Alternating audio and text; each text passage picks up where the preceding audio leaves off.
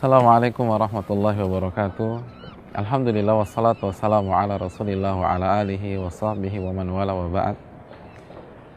Saudaraku yang dirahmati oleh Allah subhanahu wa ta'ala, Nabi kita sallallahu alaihi wasallam kana yukthir Allahumma ya muqallibal qulub tsabbit qalbi ala dinik. Nabi kita sallallahu alaihi wasallam itu sering kali membaca sebuah doa yang berbunyi, ya muqallibal qulub, wahai zat yang membolak-balikan hati, tsabbit qalbi ala dinik, kokohkanlah hatiku di atas agamamu. Para sahabat Nabi kita sallallahu alaihi wasallam ketika mendengar Nabi mereka sering kali membaca, wahai zat yang membolak-balikan hati, kokohkanlah hatiku di atas agamamu, memberanikan diri bertanya kepada Nabi kita sallallahu alaihi wasallam.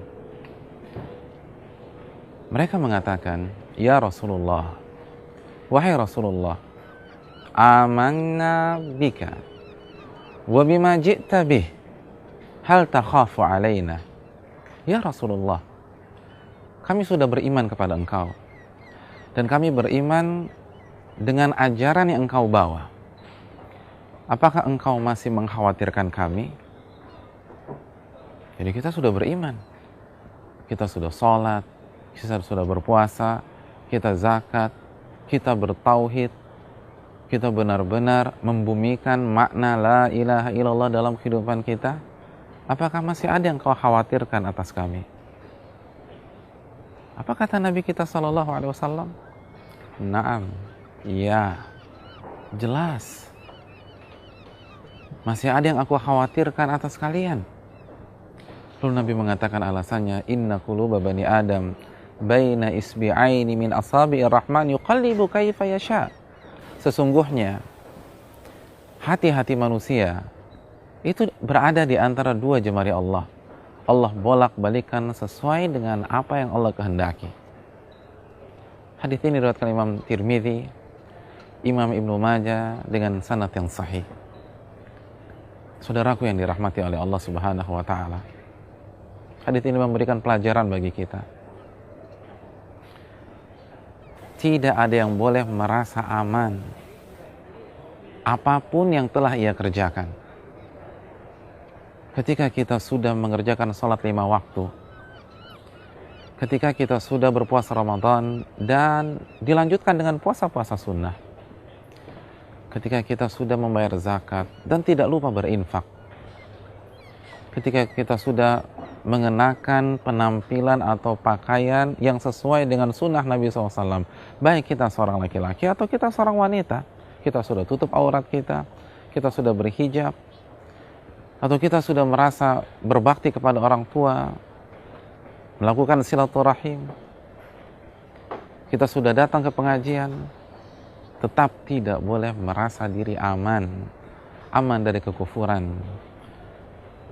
aman dari kebid'ahan atau amalan yang tidak ada contohnya dari Nabi kita sallallahu alaihi wasallam, aman dari kemaksiatan, aman dari kenifakan atau kemunafikan. Tidak ada satupun dari kita yang boleh merasa diri aman dan memiliki daya imun dari virus-virus tersebut. Kenapa demikian?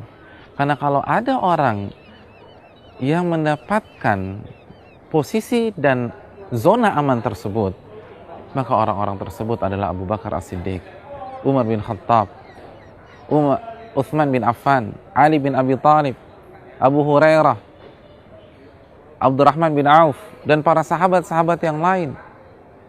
Sedangkan dalam hadis ini mereka bertanya langsung kepada Nabi SAW, kami sudah beriman kepada engkau dan kami beriman kepada ajaranmu ya Rasulullah.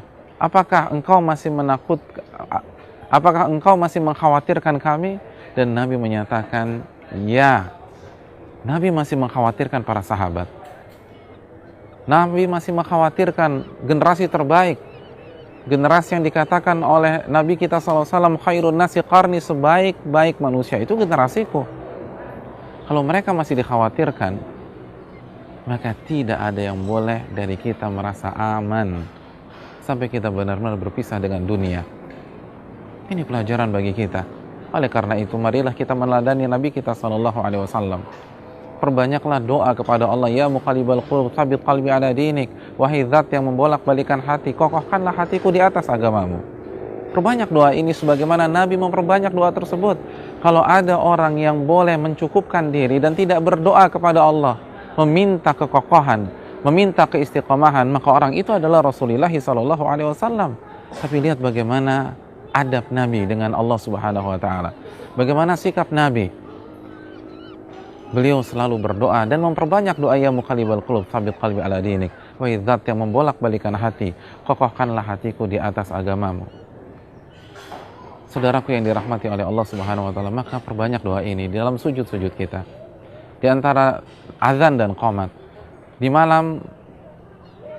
malam-malam kita, atau sepertiga malam terakhir, di akhir waktu, di hari Jumat sebelum terbenamnya matahari, perbanyaklah doa, ya muqallibal qulub tsabbit qalbi ala dinik. Wahai zat yang membolak-balikan hati, kokohkanlah hatiku di atas agamamu. Semoga Allah Subhanahu wa taala mengokohkan kita. Karena Allah berfirman dalam surat Ghafir ayat 60, ud'uni astajib lakum, minta kepadaku, aku akan kabulkan. Ketika kita benar-benar mengemis, meminta, mengangkat tangan kita kepada Allah, meminta dikokohkan hati kita, maka Allah Subhanahu wa taala akan mengabulkannya sebagaimana janjinya dalam surat Ghafir ayat 60 di atas. Lalu yang terakhir, kerjakanlah amal soleh semaksimal mungkin. Terimalah nasihat dan amalkanlah ketika nasihat itu benar, nasihat yang berdasarkan Al-Quranul Karim dan hadis-hadis Nabi SAW yang sahih. Kerjakan amal ibadah semampu kita dan sekuat tenaga kita. Allah berfirman dalam surat An-Nisa ayat 66, walau annahum fa'alu ma yu'adzuna bihi lakana khairan lahum wa ashadda tathbita. Kalau saja mereka mengamalkan apa yang dinasihatkan kepada mereka, maka itu lebih baik untuk mereka dan akan lebih mengkokohkan hati mereka. Allah berfirman, kalau saja mereka mengamalkan, maka mengamalkan nasihat yang bersumber dari Al-Quran, bersumber dari hadis-hadis Nabi SAW yang sahih, yang valid dan dipahami dengan pemahaman yang benar, maka itu adalah kunci kekokohan hati kita. Sebagaimana tadi kita meneladani Rasulullah dengan terus membaca doa, ya muqallibal qulub tsabbit qalbi ala dinik. Semoga hal ini bermanfaat untuk saya yang berbicara dan saudara-saudaraku sekalian, dan semoga Allah Subhanahu wa taala mengokohkan hati kita dan memberikan kita husnul khatimah. Subhanakallahumma wa bihamdika, asyhadu an la ilaha illa anta, astaghfiruka wa atubu ilaik. Assalamualaikum warahmatullahi wabarakatuh.